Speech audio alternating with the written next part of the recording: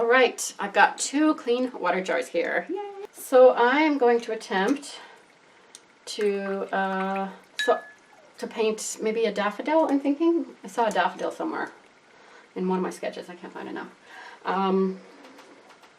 Right here. Here we go. So I have this daffodil here. And I'm just going to use this as kind of my thing. My dog Archie is outside my window. He's outside out my window and he's trying to figure out how to get in. So he's not outside my door today. He's outside my window. So I'm going to use New Gamboge, I think. And this is by Daniel Smith. It's actually one of their watercolor sticks. I can tell that because I can see how I cut it off. So it's not one of their watercolor sticks are a good kind of, that's how I started with my Daniel Smith paints, because they're cheaper and they are just as pigmented. I haven't noticed any difference. Of course, they're not going to be as juicy. You're going to have to work more to get some of that paint up. But the colors, they're just as lovely to work with. The only difference I noticed with one of them was the opera pink. Just isn't, for some reason, the tube is just so much more vibrant than the pan. I don't know why that is. So I am just going to do a little wash of some yellow. So I've got New Gamboge. I'm going to add some yellow ochre. Actually, no, quinacridone gold, just to give some nice yellow in there. And so I'm just doing like a wash here. And I think I'm going to add some green while I'm at it right away. I might as well. Actually, let's do this green gold. This is like such a sunny color. If you want to add some sunshine in without adding yellow, or you want the leaves to look whatever, this green gold from, I don't know where it's from, shoot. I think it's from Daniel Smith. I'm not sure though. And then I'm going to add Serpentine Genuine. I think that'll be a good one. Serpentine Genuine has a little bit of red specks that come into it. And I think that would look good with the yellow of the daffodils. And I really like to do dry brushing. Well, it's not dry brushing. I'm going to call it side brushing. There's probably an actual name for it. Paint with the side of my brush and let it just kind of skip over. I mentioned that a few times. So we're just going to start with that. You know what? I'm just going to add a little bit. There's my heater. I'm just going to add a little bit more of that color in there. There we go. Okay. So normally I would let this dry overnight or till later that day or whatever. But I'm trying to decide if I should do that now. And I would film another video. So I don't want to blow dry this because I want it to just move. I just want it to sit. I want the colors to move on their own naturally. So I am going to go away and start filming another video for you guys. And then I'm going to come back and we're going to develop this flower a little bit more using a couple of negative painting techniques.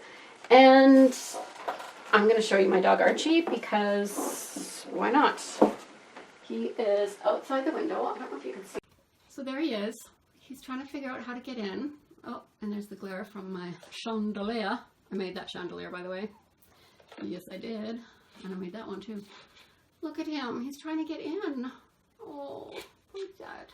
Just go in through the door that you always go in, silly dog. He's fenced. There's no way he can get into any trouble or run away. You don't have to worry. Oh, but I'm just so sad for him. Okay guys, so something super annoying happened. I painted all this, did a whole video, la-di-da-di-da, and then I went to edit it and put it up for you guys last night, and I could not get the file. It was a DAT file, and I could not get my computer to open it, and I tried all sorts of different things that is suggested online, and I could not get it to open, so I had to start filming. I have to start filming a whole new video. So I did this wash, basically the same way I did this wash. And now we're going to paint a daffodil and hopefully it will actually record in a file that I can open. And I checked, and it is the file. I don't know why. Like, I have no explanation as to why it recorded weird, and I hope it doesn't do that again, because this can't keep happening, because that will ruin me. So yeah, sometimes when I don't get things up, it's because my computer decided to be difficult and I had to spend half a day trying to get it to just turn on properly, or get my mouse to work, or get my program to work properly. And sometimes it's because I have a bad connection and stuff. And there's a lot that goes into doing a video and editing it. Again, actually more goes into editing a video than filming it for me. Anyways, maybe not for other people. So let's try to paint a daffodil, and this one probably isn't going to work very well, just because that's my luck. Okay, so I'm going to use my number 8 silver black velvet brush, and this is all dry. Oh, I did want to show you this. So if I zoom in here when I'm editing, you can see those red, like a granulation in there for with the Serpentine Genuine from Daniel Smith. And so I really, that's why I used that, because I thought that red would kind of just be a nice little subtle addition in there. And then because we're talking about negative painting here, so I've got a few leaf shapes that I could kind of, imagine that I see. And so this could be the beginning of a leaf just going in there, and then this one could go in there. So that could be a leaf. Now that is darker and this is lighter. So I could just go in there and make this extra dark. I'm not sure if I'll do that or not. And then I've got some different leaf shapes in here. Like this is a really cool one here. And I've got some like this one here that I could develop. So there's lots of different things, and as you do it, your mind starts to see them. Like at first you might be like, I don't see anything. I don't see any shape I can make into anything. But as you start looking and do more and more, you'll get better at seeing those shapes, whether they're actually there or not. I think I've mentioned that before in another video. You should check out all my watercolor videos, because I do paint some flowers and stuff. And I am actually getting a class together for watercolor. Okay, let's go into, I'm going to start again with New Gamboge. So this is the same color of the lighter yellow that I did with the original wash. And because it's a second kind of layer, it'll probably come a little bit darker, but I'm also doing the lighter one rather than the darker one right now, because I want to just be careful and make sure I don't do too much. Don't go too dark too soon. So I'm just going to, and I'm not sure if this shape here is going to help me or harm me. I can't decide, because I kind of want a dark, I'm not sure if I want all of that to be dark, but we're gonna have to see here. So I am just using this wonderful point here to be my petals. And then I'm going to go in and just kind of do this main shape here. Really want it to go out. And we'll just fill that in a little bit. And we need to go in with some darker there, I think. And then we can kind of, we're going to do some more with that in a second. Well, this is still wet. It's not, it's drying quickly, but it's still a little bit wet. It might be nice to add just a little bit of burnt sienna in here, and I think I might have a little bit too much on my brush, so I'm just going to just dab a little bit off. I just want to have some shading in there, so I'm just kind of dropping some in and then kind of washing it. So a lot of watercolor for me is dropping color in and then kind of using water to move it around. And it just gives a nice little shape, because I don't want it all outlined in burnt sienna, right? Oh, I feel like my voice is, like I've got a frog in my throat. And it's going to cause problems. Okay. And then this definitely needs to be shaded. So this is burnt sienna from Daniel Smith. So far I've just used the same colors that I did on the original wash that got messed up. New Gamboge, quinacridone gold, and burnt sienna for the yellows and the oranges and whatever. So I'm always careful to make sure that my colors don't look too outlined, that it doesn't look like a coloring book kind of style. And then I want to make sure that you can kind of see the back side of the petal, like the petal that's, or not the petal, but the, yeah, it's a petal, but, okay, you know what I mean. I'm just going to stop talking and let you guys figure it out. Okay, so that is the back, the very back, but I need to just put a little bit of color in here. So I'm going to go in, and it might be a little too wet yet to do this.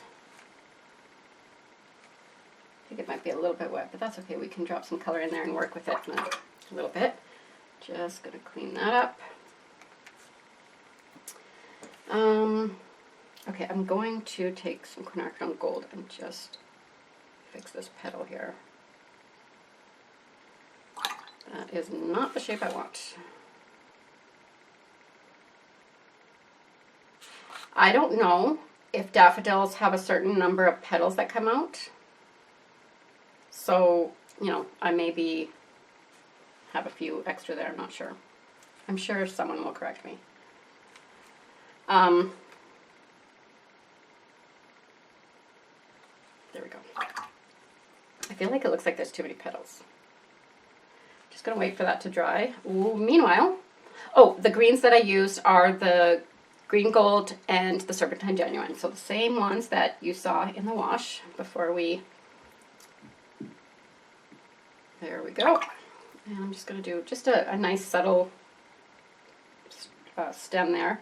And I'm gonna go in with serpentine genuine and just drop it in. And then use some water to just move that around a little bit.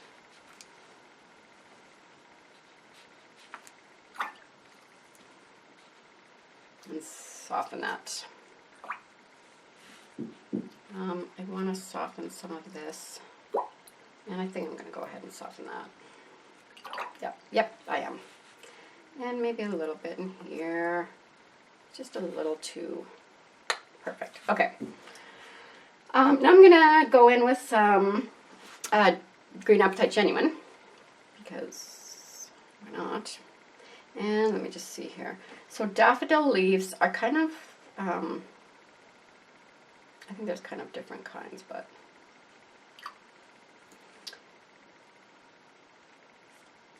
just want some subtle ones here. Let's make that kind of twisting maybe.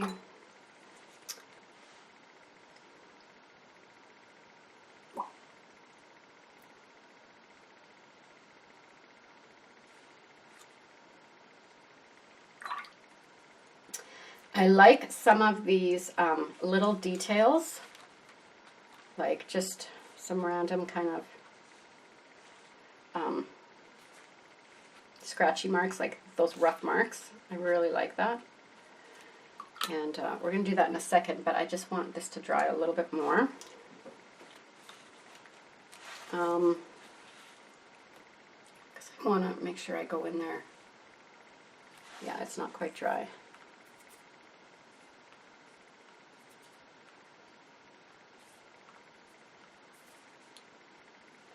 I think if I go in with a little bit of paper towel, it will dry it, and plus it'll give me a little bit of texture that might be kind of nice. We can do that with the leaves too if we want. This is probably mostly dry. Okay.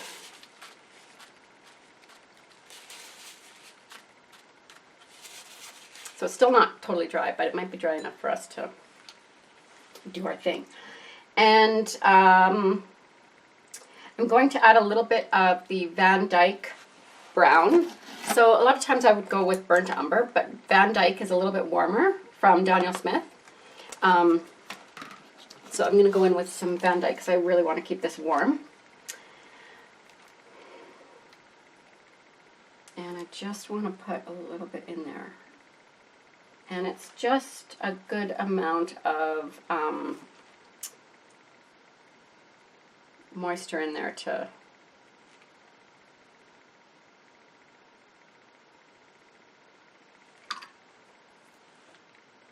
move it around a little bit, but not so much that it's just going to bleed out. It's still staying there, but it's softening out, which is exactly what I want.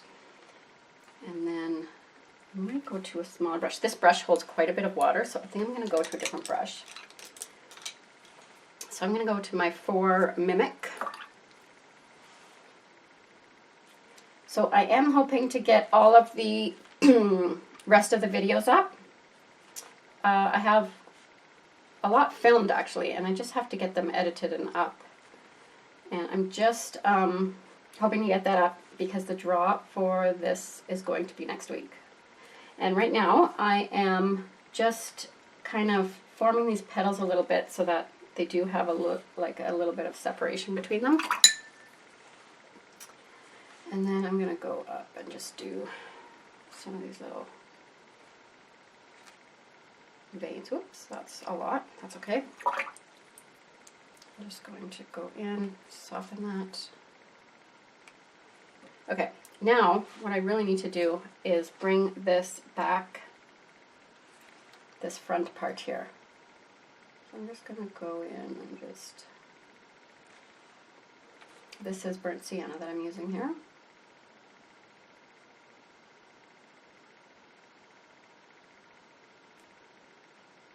I don't want to outline it all, but there's a certain part where there's certain areas that if I don't have it there, it's kind of is important for it to be there, like this corner right here.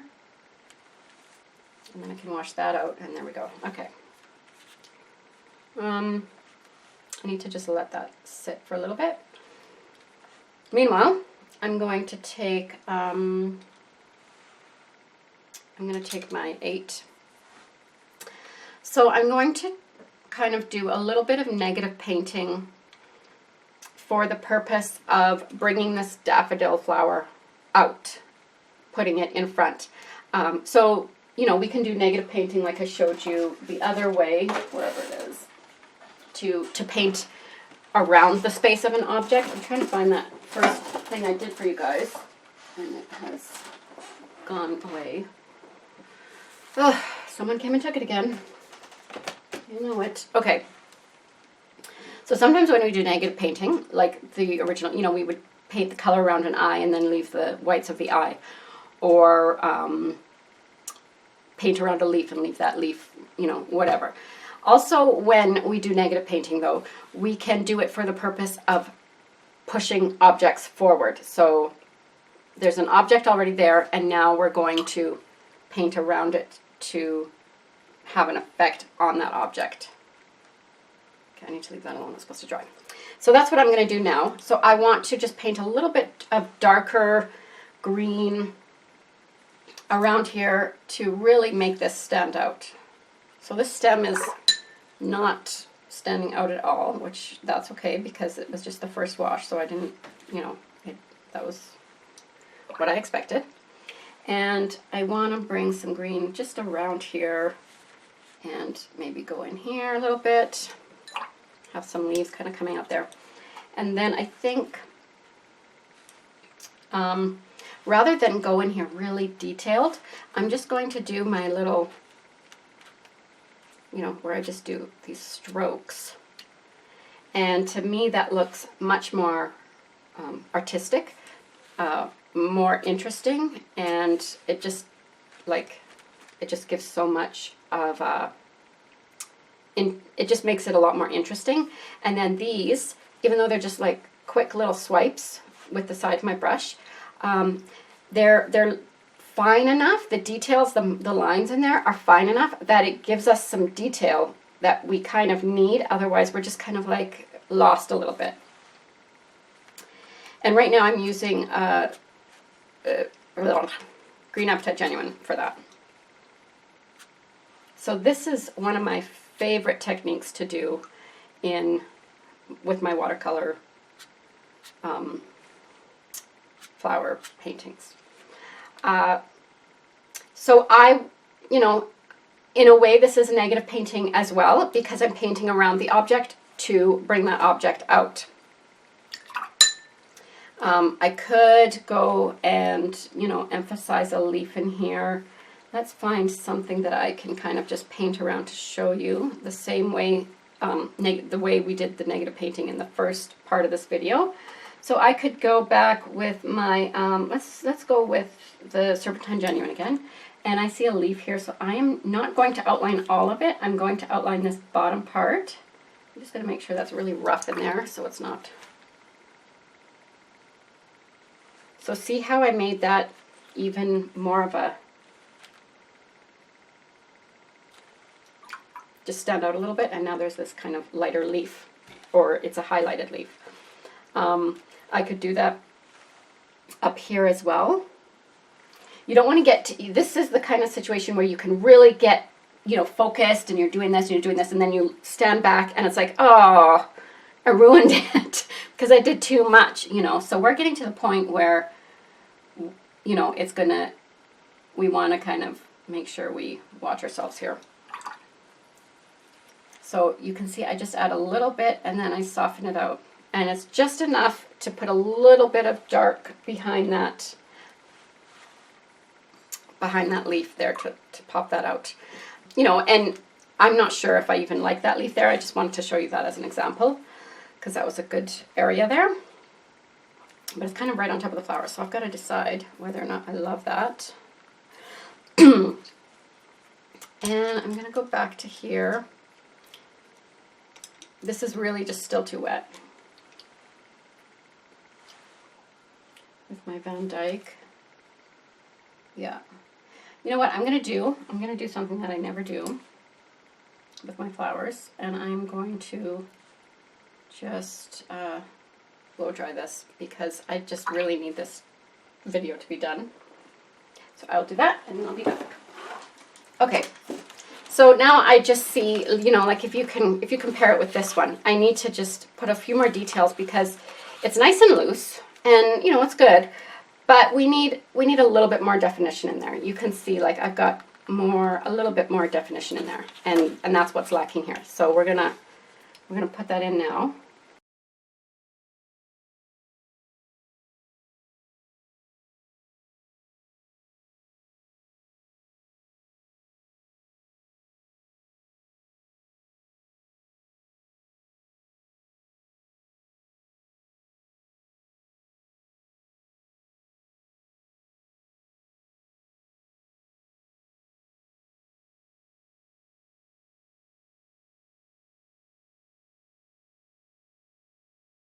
All right, I'm going to leave it.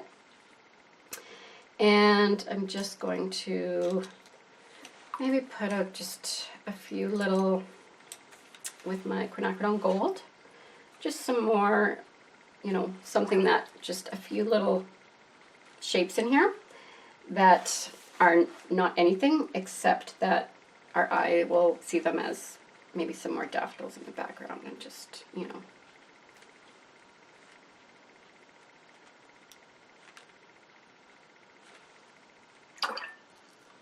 And then we can just kind of wash them out a little bit so that they're not super obvious and so that they don't get a watercolor line. We just kind of want them to blend in and not be really noticeable, but all right, let's just do a few little strokes here. So this isn't a liner, but I'm using it like a liner. And then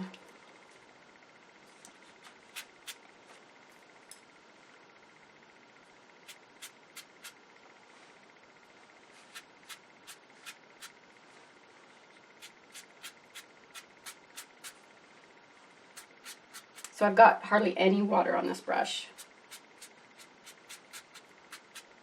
Okay, that's good enough.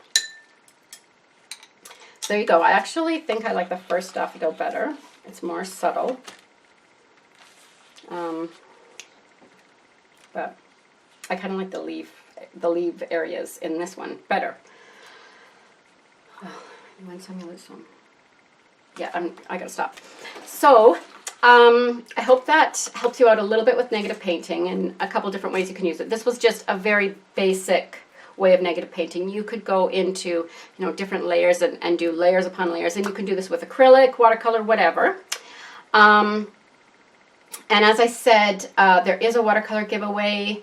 If I haven't mentioned it already, just go click that link, or click the I there, and all the links that are relative to this video will come up.